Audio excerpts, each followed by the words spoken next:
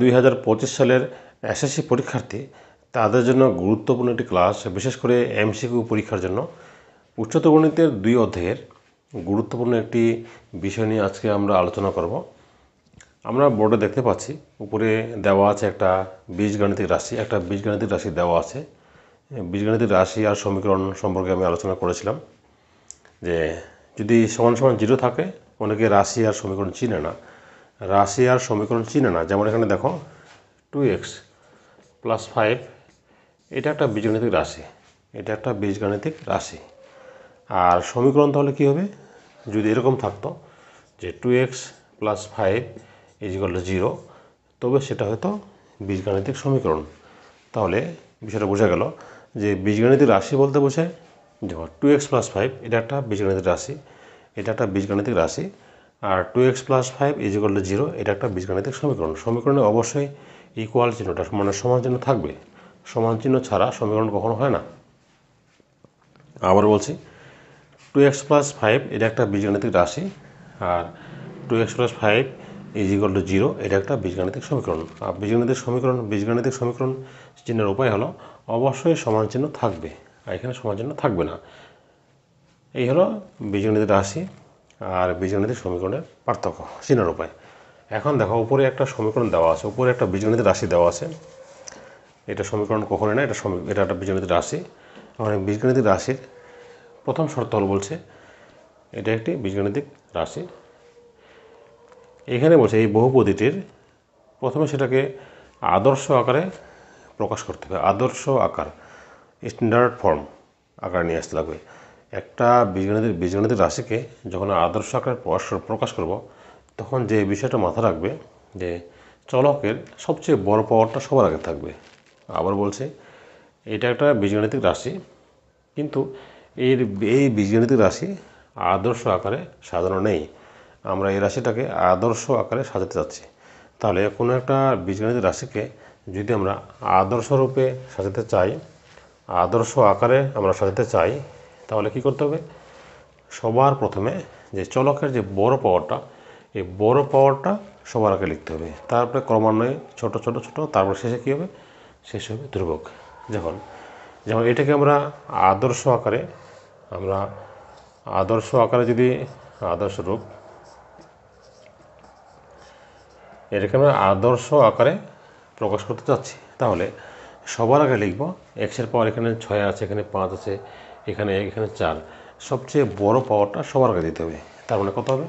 2x⁻6 প্রথমে হবে। তারপরে দেখো 5, এই যেখানে 5 আছে, -3x⁻5 হবে। তারপর কি আছে? তারপর এখানে 4 আছে, -x⁻, দেখো -x⁻4 হবে। তারপর কী হবে? তারপরে আছে এখানে +2x হবে, +2x, তারপর সবার শেষে -5। আবার বলছি, একটা বীজগাণিতিক রাশিকে আমরা আদর্শ রূপে প্রকাশ করতে চাইলে সবার প্রথমে এই বড় পাওয়ার যেখানে থাকবে সেই পদটা সবার আগে লিখব। তারপরে ক্রমান্বয়ে ছোটো, এখানে 6, তারপরে 5, এটা আমরা লিখলাম এখানে। তারপরে 4, এই যে -x⁻4 লিখলাম। তারপরে কত? +2x লেখা হলো। সবার শেষে কত? সবার শেষে -5। এটাই হলো একটা বীজগাণিতিক রাশির আদর্শ ফর্ম, আদর্শ আকার, ইংরেজিতে বলা হয় স্ট্যান্ডার্ড ফর্ম। তাহলে আমাদের 1 নম্বর অ্যান্সার আমাদের হয়ে গেছে, একটা বীজগাণিতিক রাশিকে কীভাবে আদর্শ আকারে প্রকাশ করা হয়। এখন বলছে এই বীজগাণিতিক রাশিটির, এই বহুপদীটির মাত্রা কত? এখন আমরা এখান থেকে মাত্রা নির্ণয় করব। দেখো মাত্রা হলো, এখানে দেখতে হবে যে সবচেয়ে বড় পাওয়ার, এখানে এক্সের সবচেয়ে বড় পাওয়ার কত, সেই বড় পাওয়ারটাই হবে মাত্রা। যেমন এখানে এক্সের পাওয়ার সর্বোচ্চ 6 আছে, এখানে 5 আছে, এখানে 4 আছে, এখানে 1 আছে। সবচেয়ে বড় পাওয়ার, এক্সের সর্বোচ্চ পাওয়ার হলো 6। তাহলে এই বহুপদীটির মাত্রা হবে কত? 6। এটা মাথা রাখতে হবে, বহুপদীর মাত্রা হলো 6। পাওয়ার যত থাকবে সেই সবচেয়ে বড় পাওয়ারটাই হলো মাত্রা। এখন মুখ্য পদ কি? সবচেয়ে বড় পাওয়ার, এক্সের সর্বোচ্চ যে পাওয়ারটা থাকবে যে পদে, সেই পদটা হবে মুখ্য পদ। তার মানে এই 2x⁻6টা হবে বহুপদের কি? মুখ্য পদ।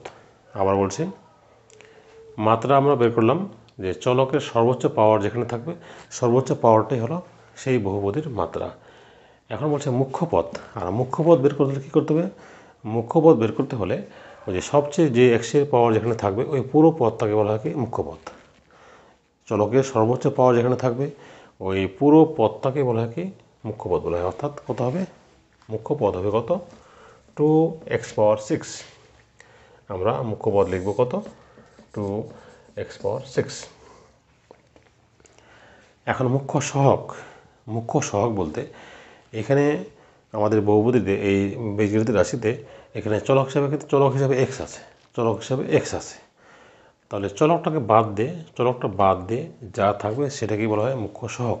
এখানে x⁶ আছে, আমরা x⁶টাকে বাদ দেবো, x⁶ বাদ দিয়ে যা থাকবে সেটাকে বলা হয় মুখ্য সহগ।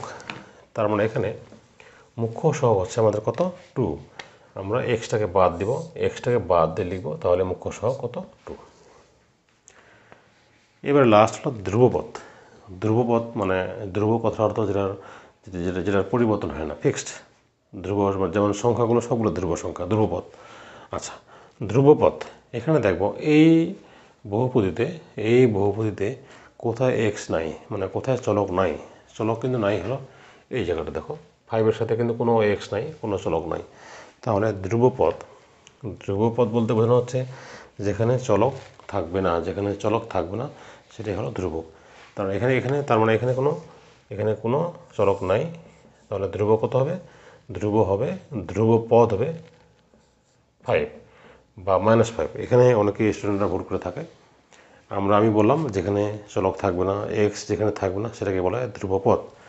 কিন্তু এখানে শুধু 5 নিলে হবে না, 5-এর সামনে যে চিহ্নটা সেটা কিন্তু অবশ্যই খেয়াল করতে হবে, -5 হবে। যদি প্লাস থাকতো আমরা নিতাম না, কিন্তু -5 নিতে হবে। +5 আমরা কেন নিচ্ছি না? কারণ আমরা জানি অলওয়েজ কোনো সংখ্যার সামনে প্লাস চিহ্ন থাকে, সেই জন্য আমরা প্লাসটা নিই না, কিন্তু মাইনাস থাকলে অবশ্যই নিতে হবে। আমি আবারও পুরোটা আরেকবার বুঝিয়ে দিচ্ছি, পুরো ক্যালকুলেশনটা। এটা একটা বীজগণিতের রাশি, বা আমরা বহুপদীও বলতে পারি। আচ্ছা, বহুপদী কী করেছি আমি একটু পরে বলতেছি। আমি প্রথম কাজ হলো এটা আদর্শ আকারে প্রকাশ করতে হবে। আদর্শ আকারে প্রকাশ করতে, এই রাশিটা, এই বহুপদীটিকে আদর্শ আকারে প্রকাশ করতে গেলে প্রথমে বড় পাওয়ার দিতে হবে, তারপর ক্রমান্বয়ে ছোটো পাওয়ার সবার শেষে ধ্রুবক থাকবে। এটা হলো বহুপদীর আদর্শ আকার। মাত্রা, একটা বহুপদীর সর্বোচ্চ যে পাওয়ারটা, যদি 6, যেহেতু এখানে 6 পাওয়ার সর্বোচ্চ, ওই 6টা হবে তার মাত্রা। মুখ্য পদ, সর্বোচ্চ পাওয়ারটা যেখানে থাকবে, যে পদে থাকবে সেই পুরো পদটা হবে মুখ্য পদ, অর্থাৎ 2x⁶। মুখ্য সহগ, আমরা মুখ্য পদের মধ্যে দেখব যে চলক বাদ দিয়ে আর কি আছে, চলক বাদে 2 আছে, 2টা হবে মুখ্য সহগ। আর ধ্রুবপদ বলতে কী বোঝানো হচ্ছে? ধ্রুবপদ বলতে যেখানে এক্স থাকবে না, অর্থাৎ এখানে 5-এর সামনে কোনো এক্স নাই, এখানে 5 হলো কি ধ্রুবপদ। এখন আমি আরেকটা বিষয় নিয়ে আলোচনা করব, যেটা হলো বহুপদী, মানে বহুপদী চেনার উপায় কী। এখানে তোমাদের বইয়ে বহুপদী 3 ধরনের আছে। একটা হলো এক চলকের বহুপদী, আর একটা 2 চলকের বহুপদী, আর একটা হলো 3 চলকের বহুপদী। আচ্ছা, আমি লিখব এক চলকের বহুপদী আর 2 চলকের বহুপদী, আর একটা হলো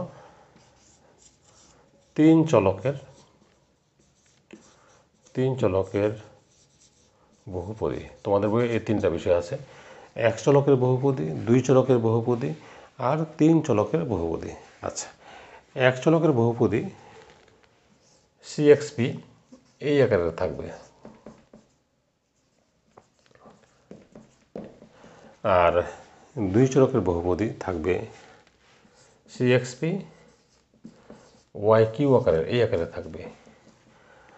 আর 3 চলকের বহুপদী হবে CXP YQ ZR, এই আকারের হয়ে থাকে।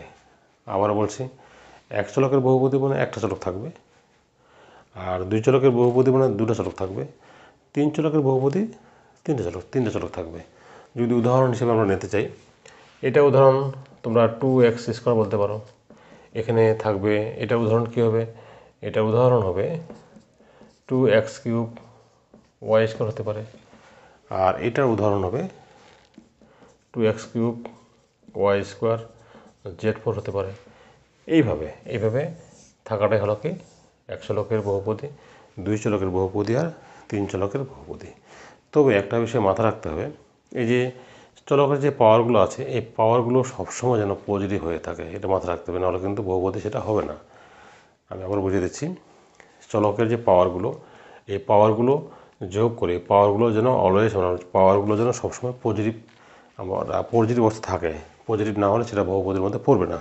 আমি কয়েকটা উদাহরণ দিচ্ছি তোমাদের। যেমন এখানে এসএসসি পরীক্ষায় এমসিকিউতে প্রচুর পরীক্ষায় আসে যে কোনটি বহুপদী আর কোনটি বহুপদী নয়। তোমাদের বইয়ে যদি তোমরা একটা ছক আছে, এই ছকটা তোমরা দেখো, এই ছকের মধ্যে দেখো, এই ছকের মধ্যে এই যে ছকটা আছে, এই ছকটা কিন্তু প্রচুর পরীক্ষা এসে থাকে। এই যে ছকটা, এখান থেকে নিচে যে নিজের কোনটি বহুপদী নয়, এই ছকটা তোমাদের ভালোভাবে আয়ত্তে আনতে হবে। আমি এক নম্বর দেখিয়ে দিচ্ছি, যে যেমন নাম্বার 1 দেওয়া আছে, ক দেওয়া আছে 2x³, এটা কি বহুপদী হবে বা হবে না? এটা অবশ্যই বহুপদী হবে। আচ্ছা, বহুপদী নয়, যেমন এখানে আমি কয়েকটা উদাহরণ দেখা দিচ্ছি। 2 নম্বর এখানে দেওয়া আছে, 2 নম্বর না, এখানে তোমাদের কাজের অঙ্কটা দেওয়া আছে যে 7 নম্বরে দেওয়া আছে যে c² + 2/c - 3। এখন এটা বহুপদী হবে কিনা দেখো। আচ্ছা, এটা বহুপদী হবে না, কারণ বলি, এখানে c এর পাওয়ার কিন্তু 2 আছে, পজিটিভ পাওয়ার আছে। এখানে এই সিটার পাওয়ার কিন্তু 1 আছে, পাওয়ার 1। যখন এটাকে আমরা উপরে নিয়ে যাবো, দেখো c² + 2c - 3, এই যে c এর পাওয়ারটা কত হলো, নেগেটিভ হওয়ার কারণে এটা কিন্তু বহুপদীর মধ্যে পড়বে না। আবার বলছি, এক নম্বরটা বহুপদী হওয়ার কারণ হলো কি, x এর পাওয়ার কত 3 আছে, যেহেতু x এর পাওয়ার 3 আছে, পজিটিভ আছে, কাজে এটা বহুপদীর মধ্যে পড়বে। হ্যাঁ, এটা বহুপদী হবে না, কারণ এই যে c একটা চলক, c এর পাওয়ার কিন্তু নেগেটিভ পাওয়ার হলে সেটা বহুপদী হবে না। যেমন আরও একটা উদাহরণ দিই আমি, এগুলো প্রত্যেক বছরে এসএসসিতে এমসিকিউতে এসে থাকে। আরও উদাহরণ আছে এখানে, যেমন নাম্বার 3 কাজে 3 নম্বর দেওয়া আছে x³ + x⁻² - 2। এখন এটা বলো, এটা বহুপদী হবে বা হবে না? নিশ্চয়ই বহুপদী হবে না, কারণ এখানে x এর পাওয়ার 3 আছে, এখানে x এর পাওয়ার কত, -2 আছে। এই যে x এর পাওয়ার -2, x এর পাওয়ার -2 হওয়ার কারণে এটা বহুপদী হবে না।